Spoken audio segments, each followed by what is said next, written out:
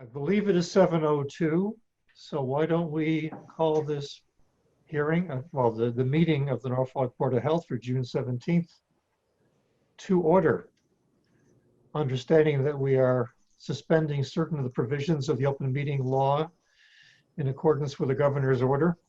And we will begin with our 7 o'clock agenda item, which is a public hearing dealing with proposed revisions to the Norfolk Board of Health on-site sewage disposal regulations. We have our engineering consultant with us. Wade is here. And I see we have at least one interested member of the town, perhaps is with us because of an interest in this particular item. So as of right now, anyway, I would say that Peter, you are the first person to be with us who I think might have some comment on the proposed changes. So would you like to share them with us if you have any? And you know what, I'm just going to have you call the hearing to order and read the legal notice into the public record, please. Oh, I'm sorry. It's okay. The first paragraph is good. Right. So it is now 7 o'clock and we are calling to order this Board of Health legal hearing, public hearing. The purpose of the hearing is adopting revised Norfolk Board of Health on-site sewage disposal regulations. The proposed regulations are available for review on the town website at www.norfolk.ma.us and are available in the Board of Health office, or have been, during regular business hours. I think that is sufficient as a starting point. So why don't we declare the public hearing now open? And Peter, would you like to add anything to the conversation? Sure. I appreciate that Wade, as this developed over the last couple of years, or maybe even longer, but in earnest over the last couple of years and primarily this past year, that you guys finally decided to push it up to the forefront. And he was very good about soliciting, other folks and members of the development community for comment and things like that. And quite honestly, what I was primarily interested in and what was pretty limiting on the smaller lots throughout town is addressed in there under the garbage disposal issue. So short of that, I think it's 12 pages of pure heaven, Tom.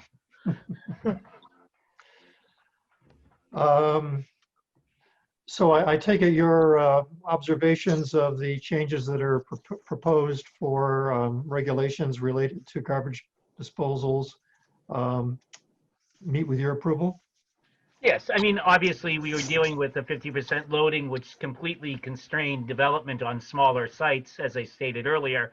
And this really helps out the situation. And given the fact that the technology and the spacing and the sizing, it's cheaper for these guys to go in and buy and build a brand new system than trying to use reserve areas and things like that. I honestly believe that it's a welcome and necessary change, and I don't think that public health is going to suffer, because when you do have a failed system, again, Tom, it's easier to just dig it out. Mm-hmm. So. All right, thank you, Peter.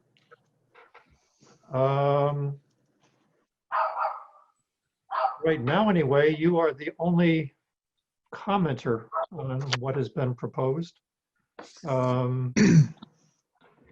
Do I get a prize? We'll try to think of something appropriate. In the meantime, Can I ask a question? Absolutely. Go ahead.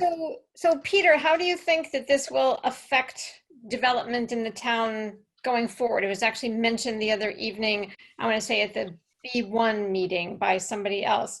Do you have any, so other than allowing smaller lots to be better developed because of that 50% removal. Do you see anything else going on in terms of some of the larger lots or anything like that in town? There's been a talk about I think the one larger lot, which is the 5-acre lot, a lot of the conversation, not to be redundant. However, I think if that ever gets developed, I think they're going to probably have to create their own much larger system. Right. But on the smaller lots, in order to make it worthwhile, I feel that this change, because we have all agreed that we need the residential to support the commercial.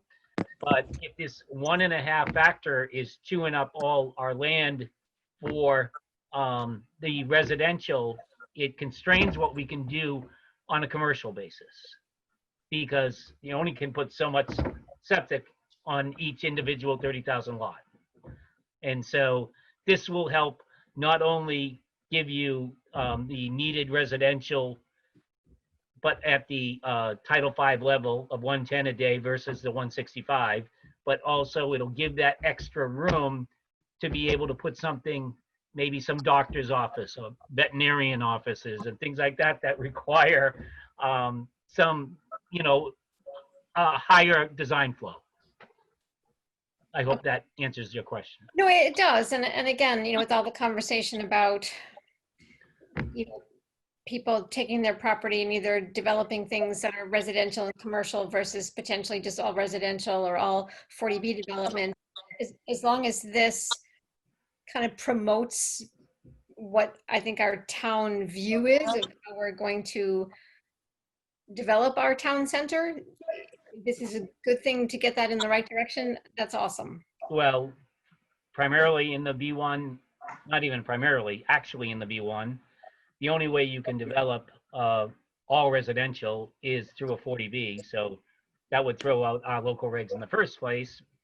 So that's a moot point, but I feel having the flexibility of having to be able to build in that 50, 100, 200 gallons per day design flow that isn't getting eaten up on the loading for the garbage grinder, which we basically wave off to a filing with the registry anyways, or I forget the word, sorry Tom, I've been out for a lot of years here, whatever we have to file there at the registry. It's I think that gives you the option of doing both more effectively. Good. Other questions from the board or Wade or anybody? No. All right. Well, if there are no other comments, I think it's appropriate to close the public hearing at this time. And I hereby do that as of 7:10.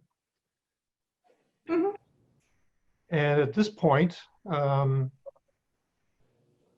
I think I'd entertain a motion to have the Board of Health, I believe we can do it even now, having had our public hearing, adopt the new regulations as amended. So I make a motion that we adopt the revisions as stated. Can you scroll up, Betsy, a little bit to the top of this screen here?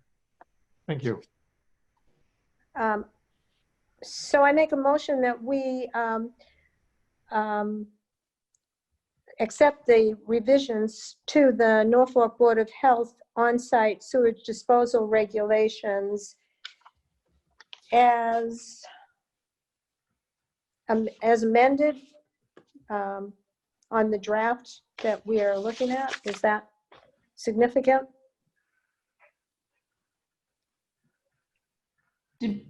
Effective today? Effective today, June 17th, 2020. Is there a second? I second the motion to accept the septic regulations on-site sewage disposal. All right, we have a motion that has been seconded. Is there any further discussion? Hearing none. The vote to adopt these regulations, all in favor, say aye. Aye. Aye. Opposed, nay. The motion carries. Thank you all. Thank you, Thank you, Peter, for your Wade. comments. Thank you. Thank you for all your hard work on this, especially Wade. I appreciate updating. Well, Mr. Chairman, I really appreciate you calling in or coming in and speaking, saying these comments. Really appreciate that. Thank you. Enjoy it. Tom, you normally have a better tan by now. Get out in the sun, will you? Thank you, Peter. All right, off to the, Stay safe, man. all right, you too. Good night. Okay, can we Right. scroll back to the top of our screen so I can take a look at the agenda again? Do you just want to, somebody want to just make a motion to close the hearing? I thought I already did. All right. Good official. We did too. Let's go ahead and do it officially. Is there a motion to close the public hearing? I make a motion that we close the public hearing on the revisions to the Norfolk Board of Health on-site sewage disposal regulations. Second? Second that motion. All in favor, say aye. Aye. Aye. Aye.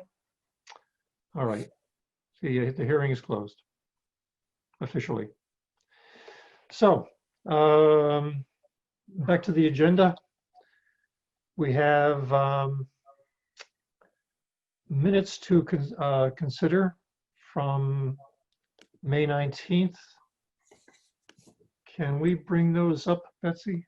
You know what? I don't have those, but I sent those to you when Fran Yeah. just. I don't.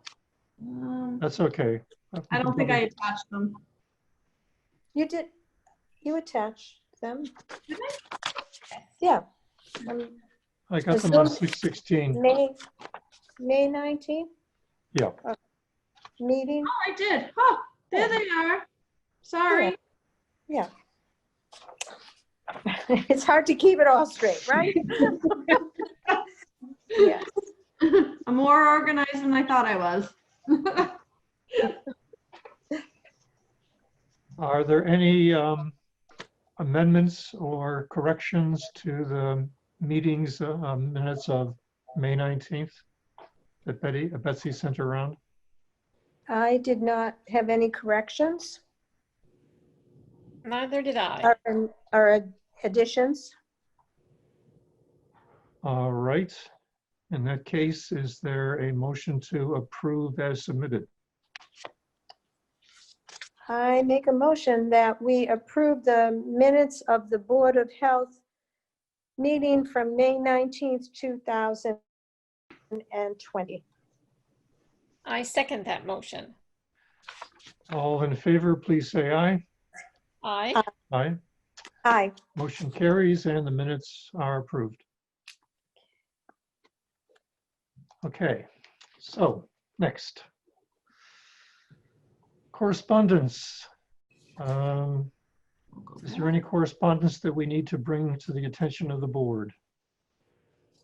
I honestly have not had an opportunity to stop by the town office to pick anything up. So I don't know if there's anything that needs to be addressed. All right. We'll delay a conversation on that topic until the next time. Okay. New and old business. Updates on COVID-19 and reopening updates. There's been a slew of correspondence on this topic in recent days. Actually, Betsy, you've been sort of the quarterback in terms of taking and delivering these various things. Would you like to begin with your record of what's come in and what's gone out in terms of correspondence? Sure. 1 second. I just had a cat crawling across my keyboard. Well, I would say the biggest or the most contentious topic would be, from last week was the run and gun clinic that was being held. So I honestly don't really don't have an update, but I don't know if anybody else knows anything. So I took the liberty of sending an email to Cheryl Sparrow of the Massachusetts the Massachusetts Boards of Health, and also to the local director of local boards of health at the state level. And they passed on my email to the director of the Department of Labor Standards. And this individual, I'm going to read you the email, said I passed him on the information about the clinic. And he said, "This is an event to me and not a private or semi-private lesson. Lessons are with one individual or a small number of people from the same household. If the event continues to operate, then escalating enforcement should be issued, starting with a verbal warning. Sincerely regards, Michael Flanagan, Director, Department of Labor Standards for Massachusetts." So. Department of Labor Standards. You know, it's the first time I've Yes. heard that term. Well, that's where the mandatory standards for reopening are coming out of. I see. They're coming out of the Department of Labor Standards. Okay. Well, we're kind of getting them filtered normally through DPH, but understood. So his interpretation of semi-private is essentially a single household. Is that what the suggestion is there? Semi-private is not a clinic, according to him, which this is advertised as. Right. And Well, that seems to be the critical issue here, is what does semi-private mean? So I took horseback riding for quite a long time, private lessons, semi-private. Semi-private is maybe 2-3 people with one teacher. Yeah. You know, she's got to keep an eye on everybody, you know, basically trotting around the ring and going over a jump. You know, these are 3-day events. I had actually submitted some questions to Betsy that he had never, you know, a lot of these groups that are opening or doing events, quote unquote, you know, are submitting plans or asking questions. So my question, you know, being a 3-day event, so they've got to get these horses in and out of the barn. Yeah, they have to store their tack. They have to eat. They have to store their food. They have to go to the bathroom. I don't think that they're being housed on the property. I think that if you look at his website, he suggested these people all find housing on their own. The limit to host one of these events is actually, the lower limit, the minimum is 10. I think he scooted under the regulations by having 9 people, but there's 9 riders and then there's 2 instructors apparently, because I guess there's 11 people during the event. And I certainly understand that it's outdoors, but there's part of this process that has to occur indoors. I guess that really was We my have question. one document from a neighbor suggesting that all day during the daylight was outside, but then there was a time in the late evening or evening when they went into the barn. So that's what you're referencing, Eileen? No, but even more, so I'm sure they're housing the horses there on site at the barn. So they still have to go into the barn, take their, you know, groom their horses, tuck up the horses, store their stuff, you know, store their food, you know, again, eat meals, use the bathroom. Mhm. So I guess that was my issue, is that he didn't provide a plan on perhaps how that was going to be accomplished in a COVID-19 way. Mhm. I'm going to forward you these emails. Now that we're all talking about them.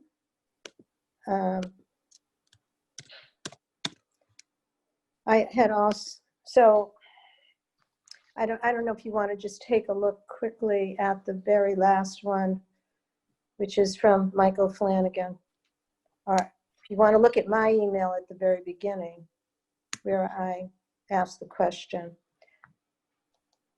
So I just sent it to your Norfolk Board of Health email.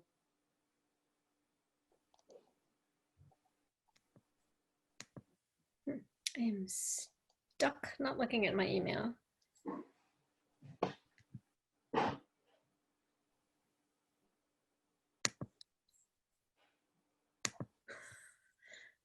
can't get out of here. I'm sorry.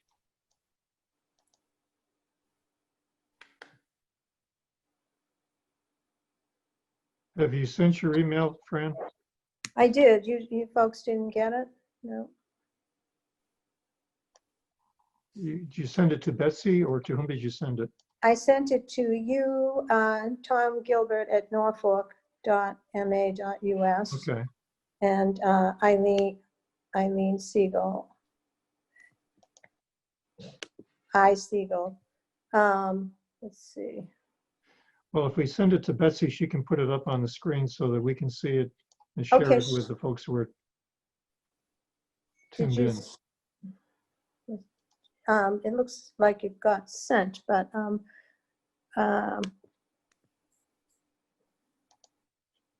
okay, Betsy, let me just forward it to you as well.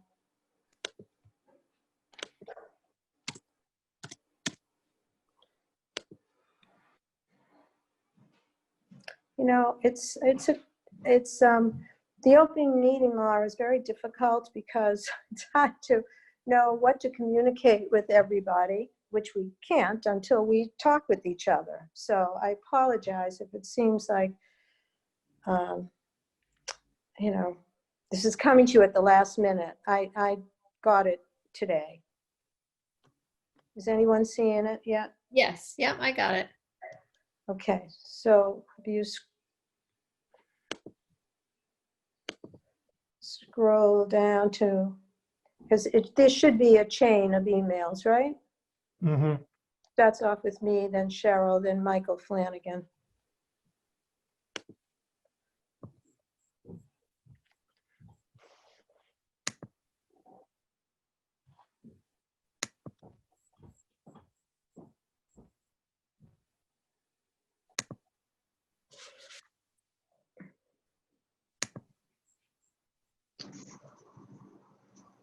Can you bring it back up, Betsy? Was Who was doing the sharing just then? Was that you, Fran, who was doing that, or was that Betsy? That was me. Did No, you no. see the email before? Yeah, Oh, you did? Oh, okay. All right. it was up there. I was just trying to find, All right. Hold on. in fact, for just a second, I think I saw the part about Oops. what Hold on. several or what was the word? Semi-private. What that phrase meant. Can you, no, hold on. So it's semi-private in a normal situation would not necessarily just be members of the same household. It would be 2 or 3 people with the same skill level that are trying to practice the same things at a horseback riding lesson. Yeah. So basically, again, it's a far smaller group. And I certainly understand that that's what he's doing is he's holding a clinic to teach these people certain skills. But the concern was that it was a far larger group than we thought might be appropriate, at this opening phase. Well, that's the question. I mean, if you're talking about, small groups, essentially, my understanding is that in general, a gathering of up to 10 people is considered to be a tractable size population that you can organize an activity around and still minimize the possible transmission of the virus. There are Um, And I think that's kind of where the size of this group was coming from. Essentially nine students and an instructor. And the instructor, in fact, is somebody who kind of does this as a business, from my understanding. This isn't the operator of the ranch That's we're talking correct. about. He puts on these clinics. He actually came up from Texas, from what I understand. Right. But there are specific guidelines for horseback riding schools and stables in phase 2 reopening guidelines. That's what I was quoting when I asked them for guidance. Right. So you're asking for a numerical definition of what semi-private means. And Well, so what you ended up with is was here a second ago. Is it still showing? It's just further down. Yeah, I think it must be. That's from Fran.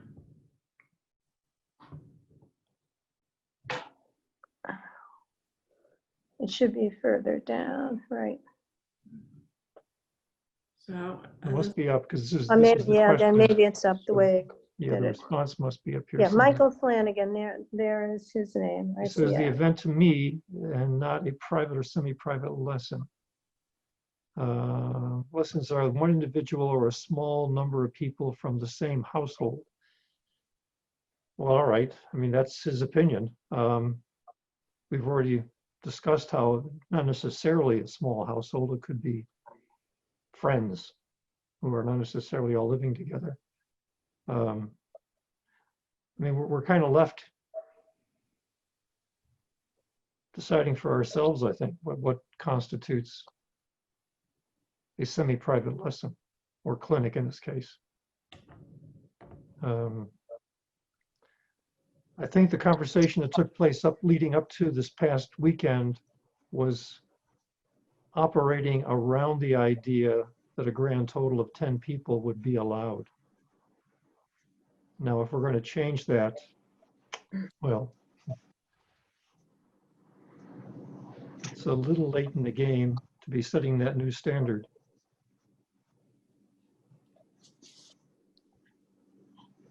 I guess the better question is, the part, in fact, that concerned me is we did get an email from a neighbor indicating that it didn't appear that the people who were involved in the clinic were either wearing masks or maintaining 6 feet of separation. And ultimately, I think the concerns that we have are all around transmission of the virus. And a couple of the key ways you minimize that is by maintaining separation or by wearing a mask. And I think, we're pretty clear with our code, our regulations that we adopted last month, that you got to be doing that, inside or outside.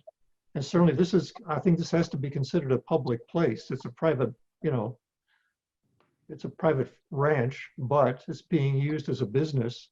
So it is open to a part of the public, the ones that paid to be there.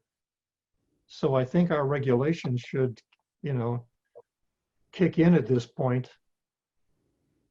And I would say that we ought to have assurances and indeed be able to confirm that the people who are engaged in this activity are following the regulations that we put in place. I think that we're setting the wrong precedent here. I think that for each industry and business, there are guidelines on the DPH website for when gyms can open, when bars can open, when soccer teams can start playing.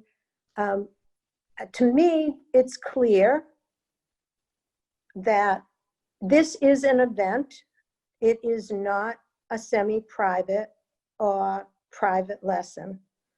And so I don't really understand why we're going to make an exception.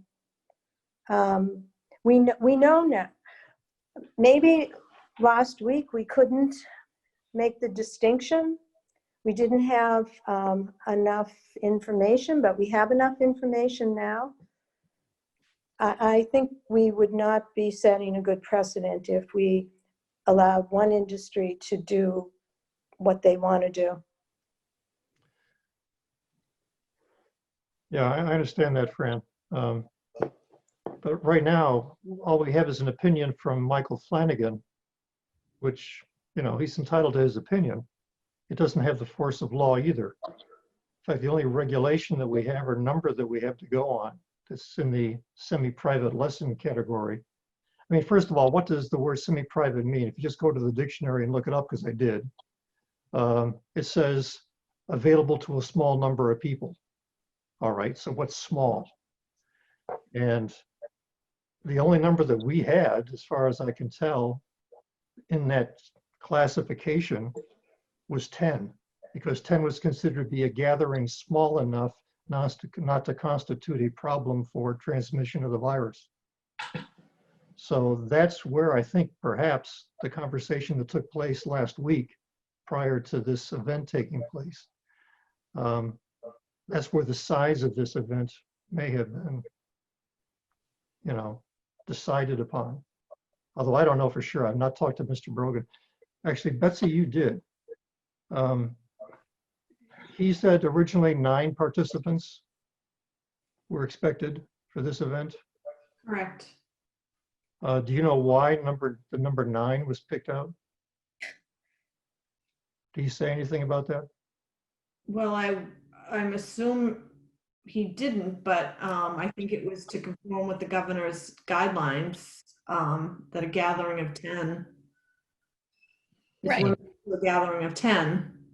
Right, that was my assumption as well. And again, if you look at the clinics that they hold, generally the minimum is 10, they can go up to 15. So I agree with Betsy that I think the interpretation was likely 9 students and an instructor, but I think that the residents next door indicated that there might have been 11 people.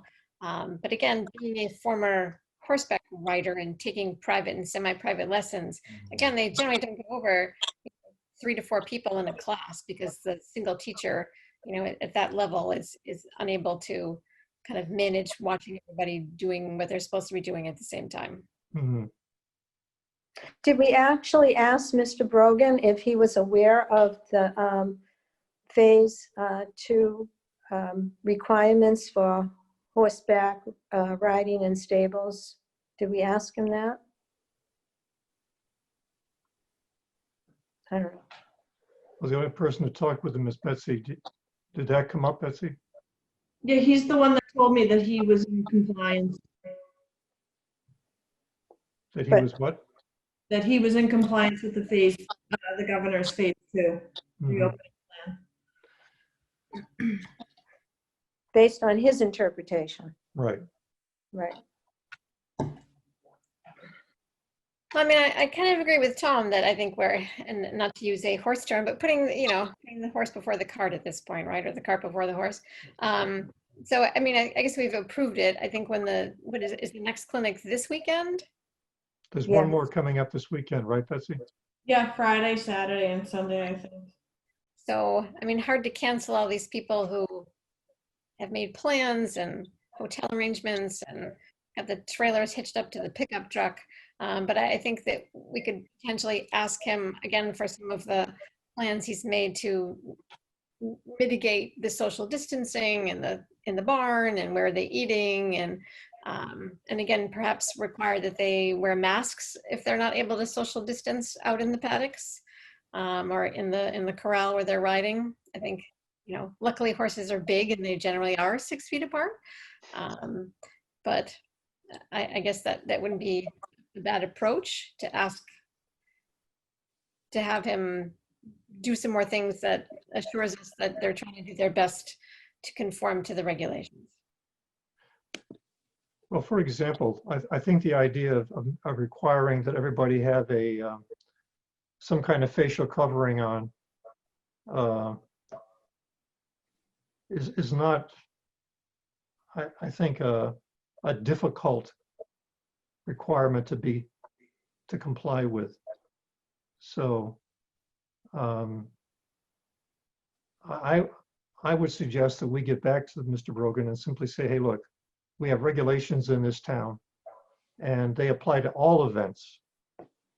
And in this particular case, unless you can maintain 6 feet of separation all the time, which is very difficult, I don't see how you possibly can do that, because there's going to be times when the horses come together, when the people are off their horses and they come together, that you can easily be within 6 feet.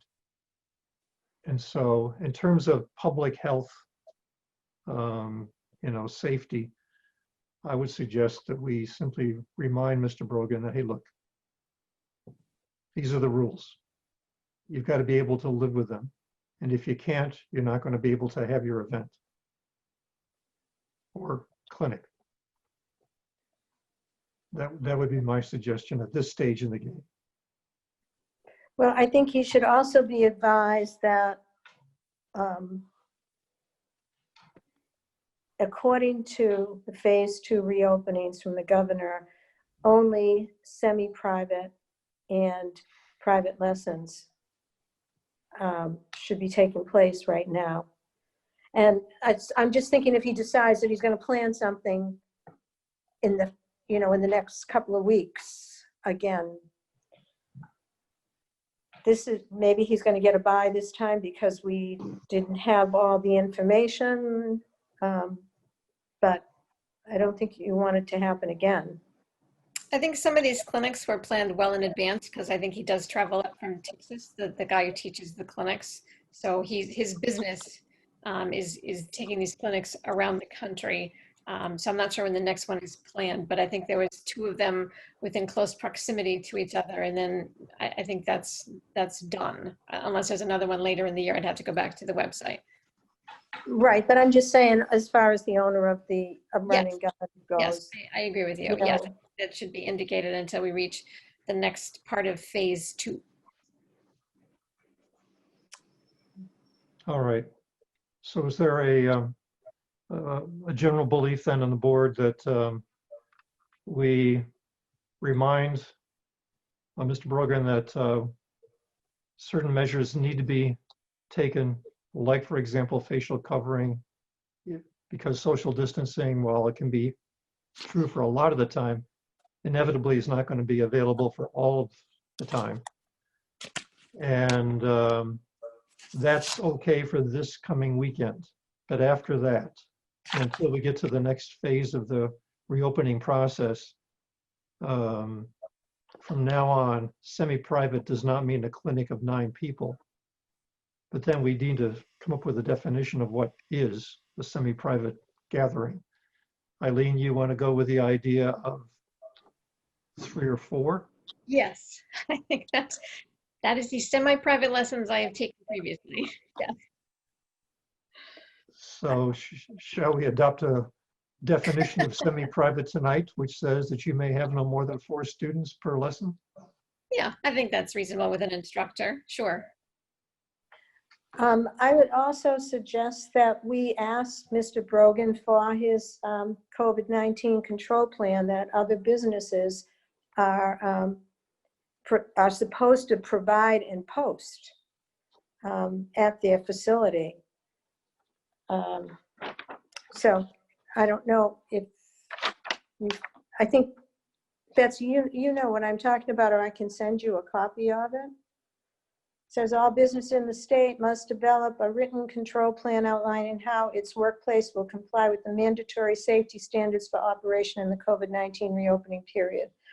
This template may be filled out to meet that requirement. Control plans do not need to be submitted for approval, but must be kept on the premise and made available in case of an inspection or an outbreak. And I think that there was concern from neighbors that they were not following the guidelines, and the neighbors didn't think it should have taken place anyway, but we've already addressed that. But I think we could, at a minimum, ask for his control plan so that we can see what his plans are for this future weekend. Yes. Let's put that in the form of a motion that we are going to require submission of a control plan for Mr. Brogan, and indeed for any, business in town who is regulated under the reopening structure that is now in place. And I don't think that they're required to submit it, though. I think they're just required to post it, and we can ask to see what they've posted to make sure it conforms with the regulations. Is that correct, Fran? That's correct. They don't have to submit it, but I think we have reason to ask to see this particular one because people have made complaints and because of what we've just been talking about, There's semi-private. the number of people that are involved in it right now. Right. Yeah. well, I guess the question is, in terms of enforcement, if you have a plan and the plan is posted, it's available for the people who are on site to see it. If anybody is concerned that the plan is not being adhered to, they're not going to have any way of knowing it until they actually go on site and take a look at it. So, I think that's the case with any business, right? You just have to walk in and see the sign that says, no mask, no entry, or, Yeah. my employees wash their hands every 5 minutes. So I think that's, well, right, because essentially, the businesses, I would assume, are simply trying to align whatever their plan specifications are to what the most recent order says you're supposed to do. So we kind of know what that is. So, all right, if we're going to assume that we need to have a plan posted for every business that's starting up, that's reopening, I guess we begin with this one. Although I can actually think of one more that I can bring up after we're done with this. That we need to convey to Mr. Brogan that a plan needs to be posted as to how the clinic will be operated in such a way as to meet the public safety standards that are present in phase 2. And also remind him that the Board of Health takes the position that a semi-private lesson consists of an instructor and no more than 4 students. Is there? the only other thing I could possibly do before we limit it to 4 would be to call some other, stables in the area and see what they considered semi-private lessons. And I could probably Google that before we limit him to 4 students. But I understand what you're getting at. All right. So maybe right now we're not going to adopt a number, but we will before this this missive goes out, shall we Yeah. say? I will do some homework this evening. Okay. All right. For now then, is there concurrence with the idea that the immediate thing that we need to do is to remind Mr. Brogan that we do have regulations in the town about maintaining separations, social distancing in public places, and or wearing facial covering to inhibit the transmission of the virus, and that the participants in the clinic coming up this weekend need to obey those regulations. Yeah, there's more to it than just wearing a face mask. I mean, he should be providing us with information on cleaning and disinfecting of equipment. So that's why I was suggesting that he provide us with whatever his control plan is that will talk about social distancing, hygiene protocols, staffing and operations, that the staff has been trained, and as far as not coming to work if they don't feel good, and what to do if they don't feel good, and then cleaning and disinfecting. All right. I mean, if those are all things that are basically spelled out in the in the regulations. Betsy, can you see what Fran is reading there? Did you see where that's coming from? Or I'll email it. All right. to- I tell you what, let's create a Okay. correspondence to Mr. Brogan based on what Fran has been reading, what she will send to Betsy so she can send it along to Mr. Brogan, who must already know what it is, but let's remind him. And simply say, this needs to be something that is part of your operating plan.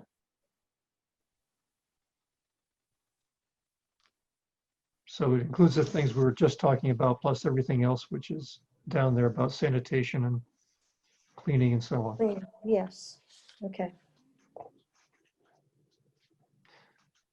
So Betsy, can you handle that? Or do you need to have one of us follow up? I Okay. can do that. I can certainly talk to Mr. Brogan if it would, you know, as the chair, I'd be happy to do that if other folks want me to. Sure. I can email you this control, I mean, it's on the state website, but I'll email it the specifics, because to try and navigate the state website can be a little bit tricky, because there are so many Yeah. different things. It's hard to look track at. things down. Absolutely. I All right, think, so, I think I may have it, actually. oh, good, okay. All right, I'll tell you what, Betsy, why don't you send that email, but I'll also reach out to Mr. Brogan as well. Okay. And I Yeah. am getting some numbers around 4. So most of the places I've looked up talk about 3 to 4 students. They actually call one class a group lesson at 4. So that's where I'm going with 3 to 4. If we're looking for a max number, let's call it 4, okay? All right. All right, I think we have a plan, Thank you for that discussion. Mr. Brogan. So in terms of other recent events, one that I don't think many people know about is that we do have at least one restaurant in town who is operating with outside dining and not just the carry-out service that we are used to in this time, and that is Eagle Brook. And I'm not sure what others are or not, but the conversation around what Eagle Brook wanted to do to increase the number of outside dining tables, which involved putting up a kind of tent with no walls, just a cover in their front parking lot, was a discussion that was being had with the chief of police and fire chief and the town administrator, and I was invited to participate, and that led to an immediate decision to go have a site visit, which occurred, and that resulted in some advice given in terms of, okay, if you want to use that space in your parking lot, you need to protect the people who are sitting at the tables there so they don't get run over. And those conversations went along well. And a plan was designed on the spot, essentially, to meet the requirements of phase 2 and move forward. So that's just an update. This all happened fairly quickly. And if you ever get down to have a dinner at Eagle Brook, you'll see you have an option of dining on site. Mhm. I don't know of any other places in town that have done that. But what it does raise, of course, is the question of, all right, what is the role of the Board of Health in all of these reopening events that are taking place? I mean, we've now been brought into 2 of these events, but there are going to be others. Daycare centers are going to be opening. We have a number of those in town.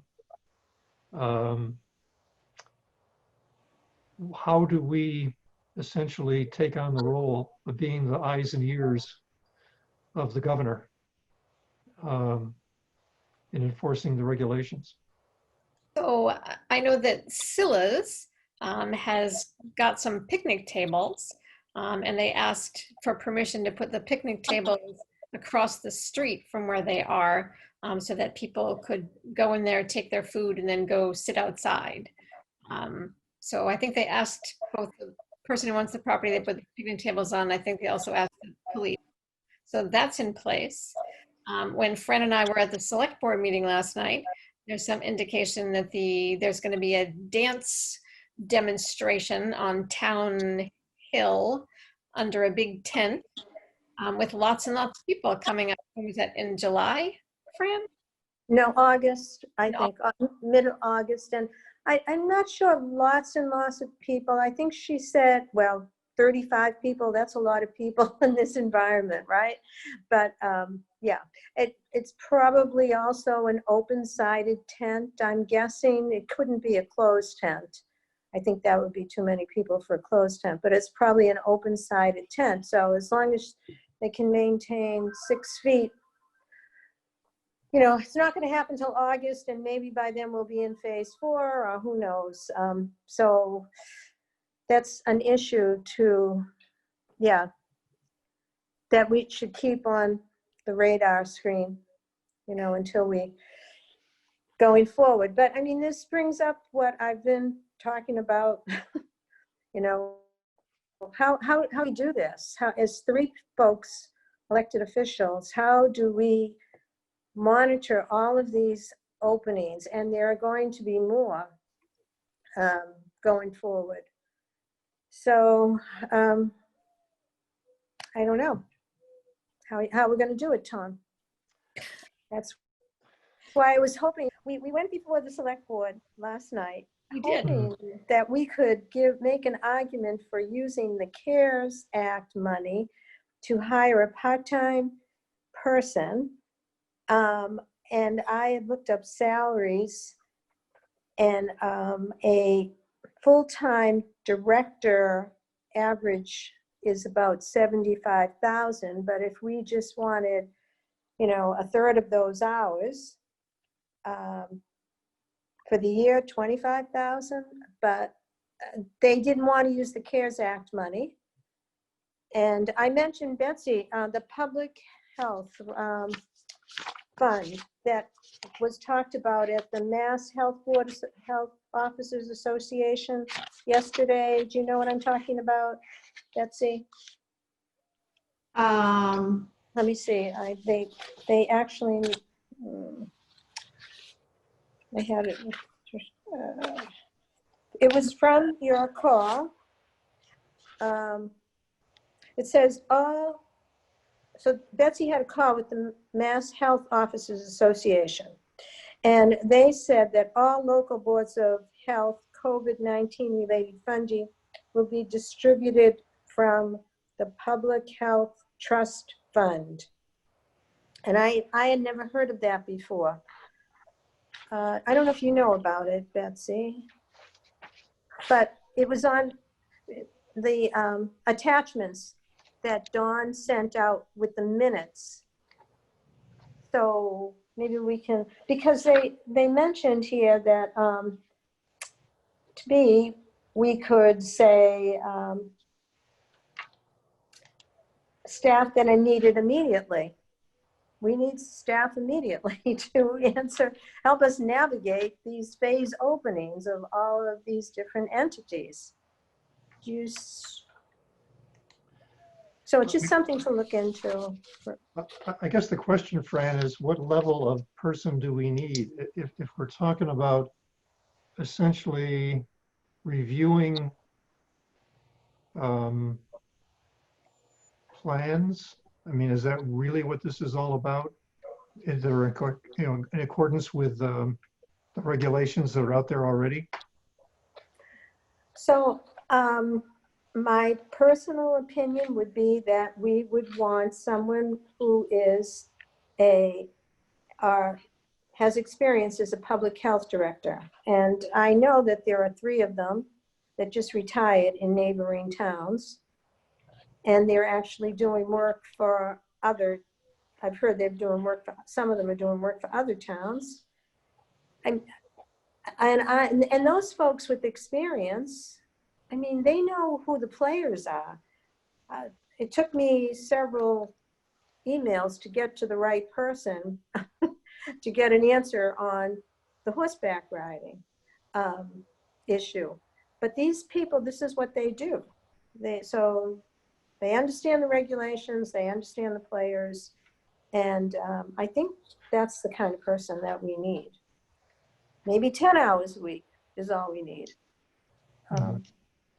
But it's finding the money to support it. And the argument that the select board gave us pretty much, and the town administrator is, well, you know, we're going to have to lay off teachers. We're going to have to, or I don't know if they're going to lay off teachers, but I mean, they're looking at a very tight budget, and there's possibility of layoffs in different parts of the town. So how can we justify hiring somebody else? And I'm saying, but if those people have the experience, then we can use them. But we need someone with public health experience. And this isn't going to go away, this whole issue. It's going to be with us for probably another year, until the vaccine is out, or vaccines are out. So yeah, we got, well, I mean, right now we're in phase 2. We've got another several months of phases 3 and 4 ahead of us, which are going to create whole new sets of reopening criteria. And the kind of good news is, at least in this town, mostly what we have are houses and residences, but we do have some businesses, and those businesses are going to be, well, I tell you one that I just came up in conversation at the dining room table tonight. What about the public schools? They have a huge reopening in front of them. And right now, they're trying to hit a moving target when it comes to what the criteria are going to be. Some original guidelines were laid down, but there was an enormous outcry saying we can't possibly do this, just as happened with the daycare centers. And so there was a whole nother set of regulations or proposed regulations that came along. And the same thing may happen again with the schools, where they were saying you can't have more than 10 students in a classroom. Well, 10 students when you normally would have 25 or 30 makes for essentially an impossible situation, unless you have some magic you can do to create split shifts or something else. But anyway, the bottom line is, if we are the agency that's responsible for reviewing the reopening plan for the Norfolk Public Schools, and for that matter, for the middle school as well, that's a lot of work. Even divided up 3 ways, that's a lot of work. Assuming that we're, of course, Fran, you're going to be off the hook at that point. But Right. 3 of us somehow. But we would welcome your participation in any. Yeah, by the way, in any yeah. action. If you got nothing else on your plate, believe us. I mean, I sometimes get the impression that, and I'm glad you were invited to that meeting about Brook, because again, I get the impression sometimes the town just sees us as the organization that approves sewers and septic systems and things like that, that we don't have a lot of impact on public health, which is, you know, what Fran works so hard to do with the tobacco regulations and the opioid crisis, and, you know, vaccine clinics and the emergency dispensing sites that she's worked on. I mean, Fran has really been a driving force in making public health a real issue in this community. But, and I understand that, you know, this is a new world that we live in, but this is an ongoing concern, and it's really something where we need some help. And I think that the whole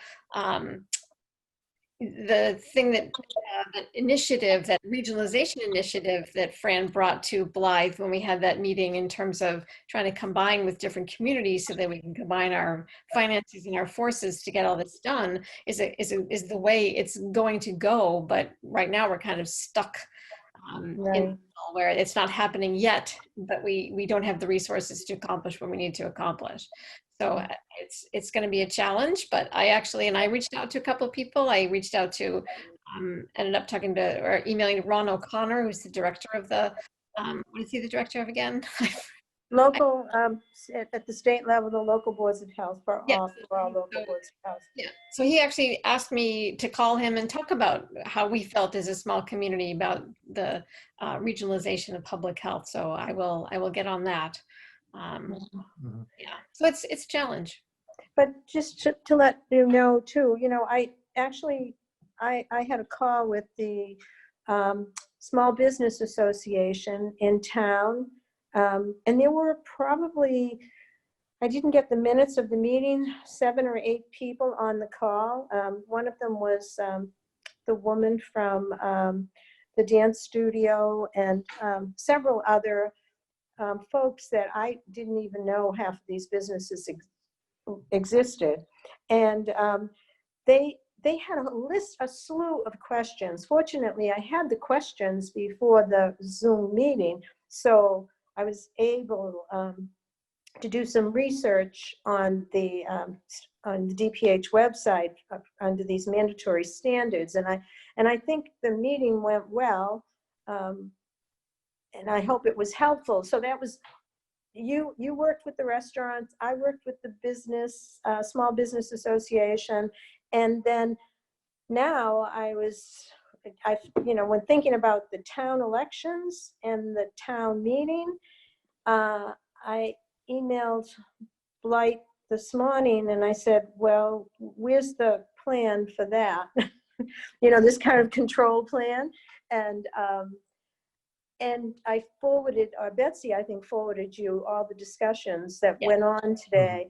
But, you know, even with the questions, even with what Blythe said, this is what we're going to do for the town meeting, I still had additional questions. What are we going to do about outside area, people being out at night? Are we worried about mosquitoes and the windows? I mean, there were just a slew of questions that I thought of afterwards. So I just think these things are just going to keep coming, you know, they're not going to go away.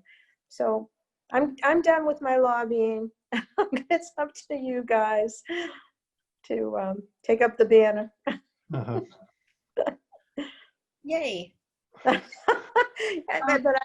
I know I know that you're on my side of the field, that this is what you want to happen. You know, it's the right thing, you know?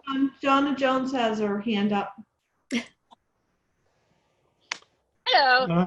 Hi, Donna. Good. I watched the June 7th select board meeting where the only agenda item was to help Eaglebrook open. I did feel that Board of Health was left out of that. I'm glad to hear that Tom attended, got invited and did attend. It seemed to be more like, well, how are we going to prevent people from getting run over in the parking lot? Whether or not they needed a full-time police presence there. The owners did explain how little they would profit from having only 40 people at a time, but he did have to get his staff trained in it. Blythe implied that they reached out to other restaurants and nobody else chose to do it, that Sila's was okay. So she didn't have to fill out the town's application for it. It was emphasized that this application to change from indoor to outdoor seating takes weeks, and town hall worked hard to get it to happen right away. Yeah. What our Recreation Commission last night, and the director held up like 2 inches of paper and said, this is what I have to follow. It tells me you will hire more people to do these health checks. What do Wade and Mark, what qualifications do they have? Are they involved in any of this for any town? Well, Wade is our septic tank guy. I don't know if this necessarily crosses over to your kind of work, Wade. I have thought of Mark Oram as a person. I Well, mean, he's a it's- sanitarian. But you're a Well- sanitarian too, come to think of it. Aren't you? Yeah, well, when Mark Oram, I mean, I would recommend not any business that's being licensed would go through its particular operation, but have to check in with the town or that they're licensed with for their protocol. And a lot of this would probably be public monitoring themselves. People would be watching it and be the eyes, ears, and nose and throat for the Board of Health. It's an enormous task that they're asking you to do. So it's difficult. You could hire people, as you mentioned, and they can be self-training and going out in the field and seeing it. That's another option too. But looking at the upcoming budgets because of the lack of taxes coming into the state, into the local towns, that's going to be a real challenge also. There's actually a program where you can, You know, like, oh, I'm sorry, wait. I'm no, sorry. I no, go thought- ahead. Go ahead, Eileen. I was going to say that there's a program, is it through the DPH where they have students, they have public health students that you can kind of hire for free. I'm not sure what they're capable of doing, but that may be something we could look into. I know that Betsy, at one point you didn't think that they would be helpful at all, but I'm not sure where they are in their education, but maybe we could task them with, looking at some of these reopening plans. Yeah, it was my understanding that that was just for the contact tracing, but I'm not 100% sure on that. So I think that the problem is not so much about reopening, but they have lots of questions. There are guidelines on the mandatory standard website, but just like today, Betsy sent us something from the library. The head librarian has a question, and they're about issues, with reopening and employees, et cetera. So it's these kind of questions that I don't have the answers for, really, but I guess I would be able to field them to other people and then get back to that person, which is what I said to the business association that, I said the board doesn't have all the answers, but we would certainly get you an answer, which is what I think Betsy has been trying to do for us. Like, she's just Yes. working her butt off trying to keep this all above water. But you mentioned Mark Oram. Mark would be a great candidate as far as I'm concerned. He actually, I think he's the director in, what's the town? He's the full-time health agent in Ashland. In Ashland. Oh, he's full-time. So, And it's really not part of our contract with him, but no, it wouldn't be. This would be above and beyond. yeah, but- I'm not sure that he's got the time to do that. Yeah. But a person like that, that's the kind of person. But I can give you the 3 names of the other people if you ever come up with any money, the towns that, these retirees that I was telling you about. Yeah. So Betsy, I mean, you're the keeper of the dollars. What is all the money spent at this stage and there's no more to be had for COVID-related expenses that we couldn't have anticipated? I only have about less than $900 left from that MHOA COVID grant, and I'm gonna need that for nursing services for this month. Right. And then I'm out. That's it.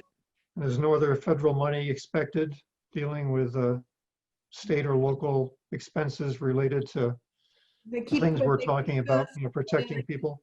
They keep sending me back to the CARES Act. Talk to your, town administrator about the CARES Act. So, So there is funding there. We just need to apply for it. But I'm not sure if it needs to be designated in a specific way during that application process. Let's say to hire a specific person to do a specific job. I don't know about that stuff. Betsy, maybe you would know better. I don't know.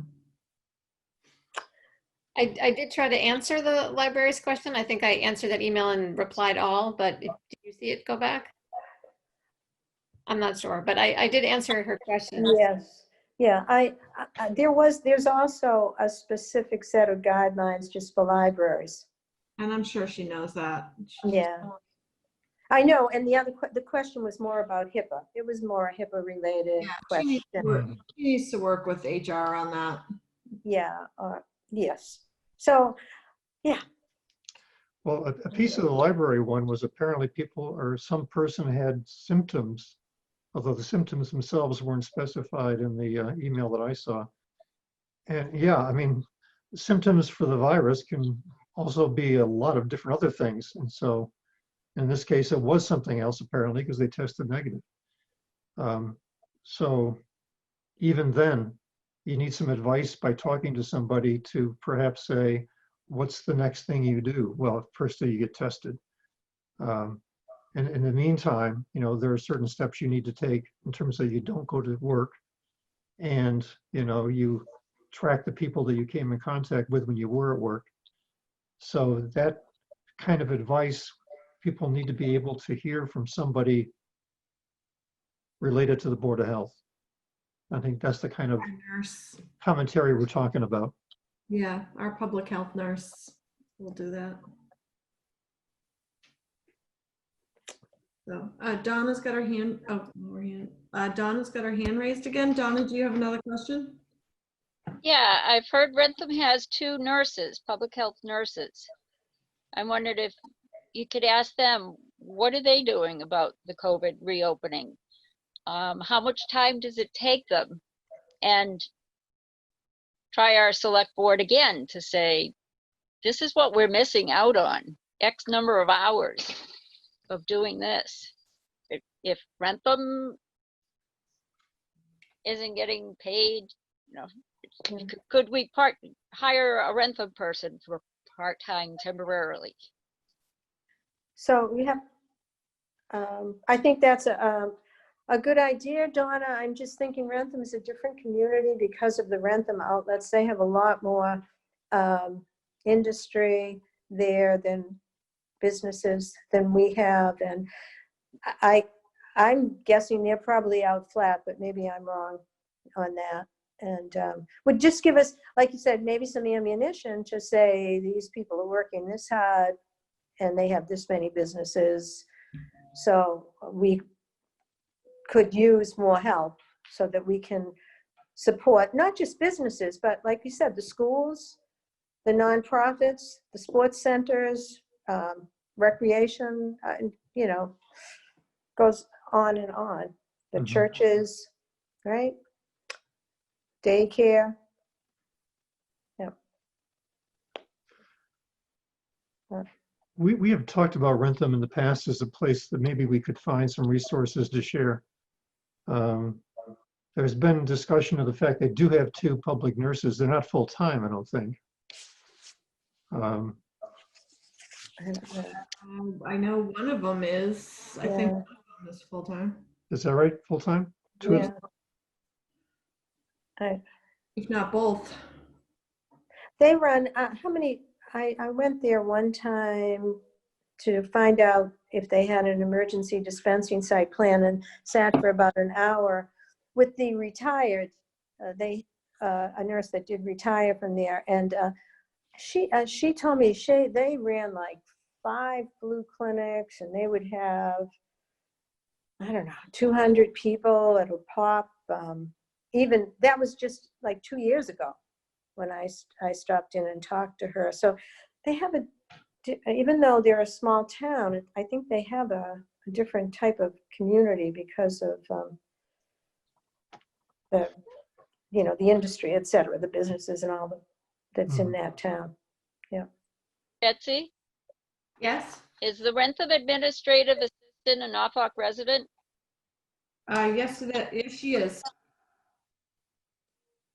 Liz Bugby, right? Correct. Maybe Who is the town administrator? No, that's the admin assistant for the Board of Health. I don't know who the town administrator is in Rentham.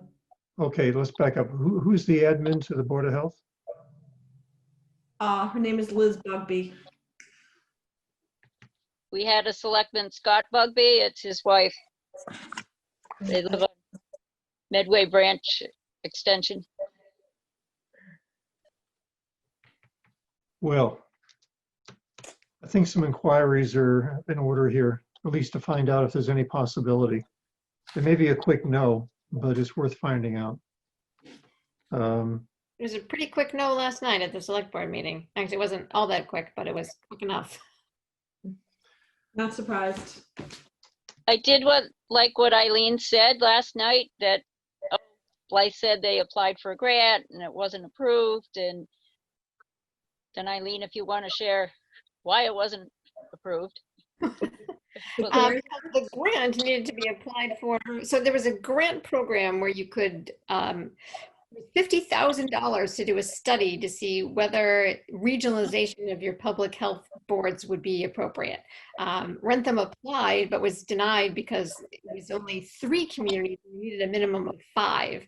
And that's when I actually started that conversation with Mr. O'Connor, because I wrote to him and I said, could you tell me what communities applied for the grant and received the money? And he wrote back and said, the money hasn't been dispersed yet. I asked whether there were any funds available for fiscal year 2021. He said, not that he's aware of yet. And then lastly was, I guess, maybe surprised by my interest in the regionalization of public health and asked me to get in touch with him. But that was the reason the grant didn't go through from Rentham, because we didn't have enough towns committed to participating in the study. But again, that was really just to do a study. It wasn't to pull Fund it. together, right, to fund it, right. Which is where we find ourselves today. We need Yes, funding. exactly. Yes, sadly. Hmm. Well, I think it's time to reach out to the Rentham Board of Health. Who is the chair? Do you know, Betsy? I can look it up. I think it's a doctor, somebody. You mean a real doctor? Not like a vet or a chemist. Hey, Actually, we have other I doctors. resent that comment. I just remember a doctor or somebody. That's all. I don't know what he really is. What kind of a doctor? I think it was a he. Anyway. Wait, can you shed some light on that? Say again, Betsy? Wade might be able to shed some light on that. I believe the fellow's name is George the Smith. That's correct. He's not a doctor. George isn't a doctor. Okay. So who But is there are it? 2 doctors on the board. Okay, maybe that's There's it. George Smith, who's the chairman. Dr. Brian Kelly is the vice chairperson. Peter Roman's the clerk, and the secretary is Liz Bugby. And then Wade is the agent. Correct. Yes, I pretty much do the same thing I'm doing in the town of Norfolk.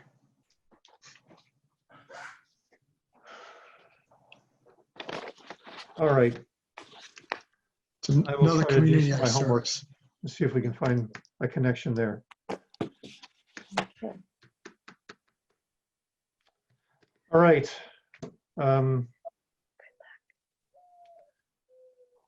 Any other ideas? I think we know what the problem is. So we haven't got to Well- define that anymore. We'll keep thinking. We'll keep thinking. And All right. And I just Meanwhile, how are we think doing on town the has to agenda? be- The town has to be more aware that they should include, or at least give it a try to include the Board of Health in some of these plans that they're approving. That's all. I mean, again, I'm glad they invited you to the Eagle Brook thing, but that may well have been an afterthought at this point. Yeah, well, and I also had a long chat with Mr. Tallerman about how to run the town meeting. Although the time that we had that conversation, it had a lot to do with meeting on the football field. But then we decided eventually to go inside, or at least partially inside. yeah, there'll still be an outside venue for people that don't want to be inside. Right. I'm sorry, I'm walking around, but my phone is dying. So I have to go plug it in. Okay. All right. What else do we have to discuss tonight, Betsy? can't think of anything. I was just wondering what happened with Wade, you're still here. Oh, that's right.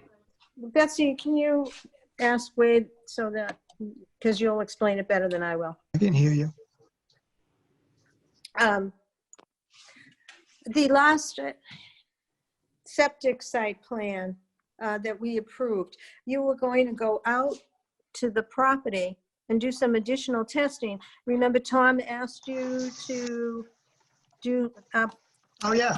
dig Yep, some on additional 58 holes? River Road. Yeah, Yeah, we end up going back the very next Thursday, 2 days later, and we did did an observation hole for groundwater near the home near the building where the tanks are located in virgin soils, and we came up with a groundwater elevation around 28 inches. And since the board allowed 6 inches to groundwater, the tank chamber, pump chamber, and the septic system tank was designed to be 6 inches above that groundwater. So it worked out pretty well. So in a nutshell, the old tank and pump chamber is going to be eliminated and a new tank's going to be brought in, and it's going to be adjusted above the groundwater. Awesome. so in terms of savings for the homeowner, was there some savings as a result of doing all that? No. It pretty much reflected what my peer review said, that the original tanks were too low and they need to be raised. The engineer was trying to work for his homeowner, for his client, and asking if we could do some observation holes by the tanks just to make sure if the groundwater was lower and they didn't have to move the tanks. By going out there and doing the observation hole, we found that the groundwater was higher than what the original plan showed. So the plan was adjusted. All right, So no, it wasn't any savings at home. all right. Right. Well, given the fact that that system failed as soon as it did, there had been some other misunderstandings way back when the thing was first cited. So, I just think it was an error in the design. They Yeah. didn't carry over the water table to the house. It was an error, costly error, unfortunately. yeah. Anything else on the agenda? Just under MRC updates, Betsy sent out a message to MRC to see if folks would help out on election day. And I don't know how many, you don't have to just give a number, how many folks? Well, you and Larry and Donna Jones. And I've got I think I've got about 5 volunteers.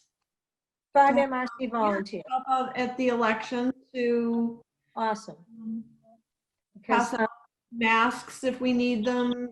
So, direct people where to go, ensure social distancing requirements are being adhered to, hand sanitizer, whatever we Yep. need. I think, I'm really happy to hear that the groups responded because, through this, people had signed up for helping out, years ago. And now we're able to use them for a real thing. And I think we have to keep that in mind going forward, Yeah. We'll see I how. volunteered, but I had to work. Of course you would have. So I had to vote by mail because I had to work. From those hours, I couldn't make it in to vote. So we Yeah. want to thank those folks. Yeah. Yep, I've offered to help work on election day as well, just because, a lot of the poll workers are usually older folks, so we don't really want them to, be compromised. So myself and some of the other town employees have offered to work. That's Well, great. thank you, Betsy. That's great. Thank you. Yeah, it keeps it in the private family anyway, right? So, Yeah, might as well. So it's a short day. I think election hours are 10 to 5 over at the Freeman Kennedy, so it'll be good. That'd be Yeah. good. It's always good to see the community, right? It's an opportunity to say hi to folks. Yeah, I've never worked in elections, so. Yeah. Yes. And lastly, I just was wondering about the signs. You said this, I finally, Mass Corps just opened. I have them on order. awesome. I don't know how long it'll take, but they're ordered. Okay. Great, great. Super. Thank you again. Your perseverance is amazing. Well, just gotta hang in there, right? Thank you. Okay. That's it. Anything else anybody want to bring up at this stage? I got an attachment from Wade to Rich McCarthy Oh. regarding the residences at Norfolk Station. Did we need to do that at all? Yeah, is that designed for Board of Health consumption or is that a ZBA missive? Is that the one you're talking about? That is a Z. The ZBA had asked Wade to review the list of waivers for that 40B project because Right. I think they were looking to wrap up the hearing tonight. Oh, So Wade can probably chime in on that a little bit more. Oh, I didn't realize there was a deadline on the review, but yeah, there's a 40B in town, and I get to review some of the, when I'm requested, I get to review the plans or review what they requested to review. And the Zoning Board of Appeals do have an option to waiver local regulations. That's part of the anti-snob law, allowing development to come into town. And there was a list of waivers that I reviewed back in February, I believe, and I made comments to it.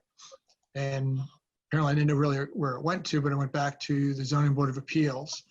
And then there was a revision to the waiver requests that was resubmitted to the town. And Rich McCarthy asked me if I would review that also. And that's what you saw, the email of the different comments on it. One of the comments that came back from me writing it today from Rich McCarthy was dealing with a dumpster, of having the local ZBA to waiver the dumpster regulation. And you can see my comments going back on the concerns of allowing the dumpster regulation stay in place, just so that the Board of Health won't lose any of its statutory powers if there happens to be problems with trash or refuge not being properly contained or removed from the site. so wait, these comments have been submitted recently then? The ones with these like number 92, 93, 96? Yes, I believe I submitted it, when did I submit it? Last week or beginning of the week? Right. Maybe Monday? Yes, I submitted it Monday because Rich asked me for it for Tuesday. Okay, And he asked me to, last Wednesday is when I received an email from him to review it, okay. the list I of wasn't sure revised waivers. if this was designed for our consumption as well as the ZBA's. I guess just more as a courtesy, we were copied on it. Oh, yeah. Okay. Well, yeah, I don't mind you guys seeing it. I mean, I do represent the Board of Health, and this is a project in town, a very important project in town for the applicant and the people who live in there, and also for the community in its whole. So seeing, at least you know that what I'm doing, I'm working. Right. Well, I appreciate it. I noticed a few, like one or two of these requests, you concluded your remarks by noting that it was a reasonable request. But that didn't happen many times. Otherwise, you were more inclined to say, no, that's not a good thing to waive. Is that a fair assumption? Based on my That's reading? correct. That's correct. Yes. Yeah. Yeah, and I can only recommend. Right. ZBA is a very important board and 40Bs. Well, yeah, they basically run the show for the whole town. That's correct. Yes. And it takes time to review those and think about it and stuff. And I know earlier we talked about the COVID-19 and doing inspections and stuff. And but I tell you, for someone to do those inspections, you're going to have someone dedicated to it, put many hours into it, stay up to code and things, going out in the field, talking to people, very time consuming. I know that Ms. Jones mentioned my name, and it'd just be overwhelming. I don't think I could be successful in doing a good job. So I'm also involved with 2 other communities too, doing the same, reviewing a lot of peer reviews and doing a lot of field work. So, and that's keeping me very busy. So COVID-19 it's surprising everybody, and it's making a lot of work for a lot of people, and it's stressing a lot of budgets and stuff. So it's not that I'm trying to stay in the back and be quiet. I don't think how successful I'd be taking everything on. It's a lot of work. And as you see this review in front of you, it's just one of the things I'm doing. Yep. That was actually that was very time consuming. Yep. We're lucky to have your expertise, for sure. Well, I appreciate that, Fran. It's boards of health. It's huge. It's a big business. We're involved in everything. Mm. Yes.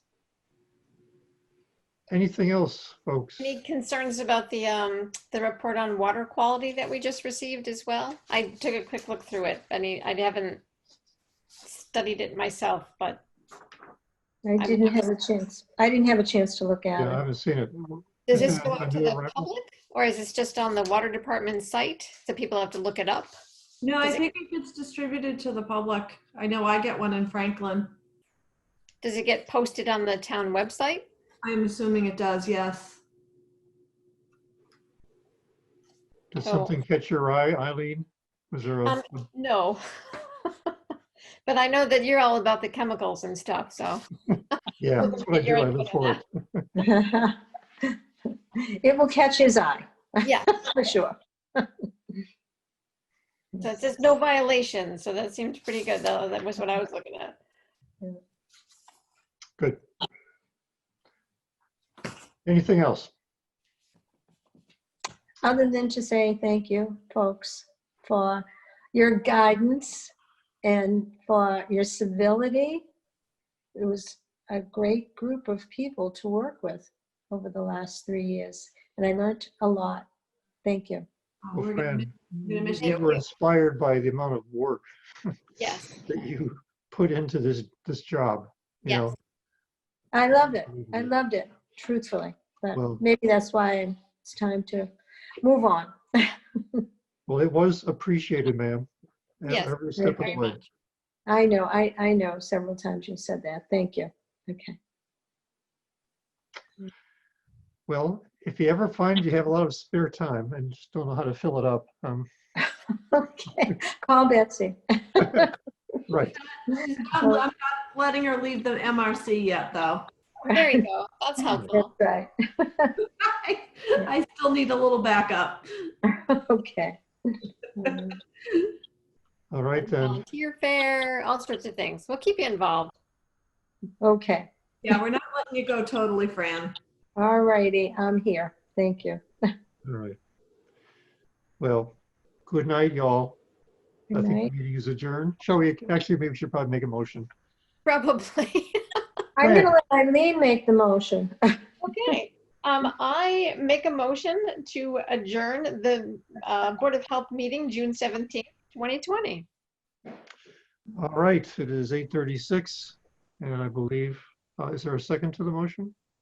I second the motion. My last second. All those in favor say aye.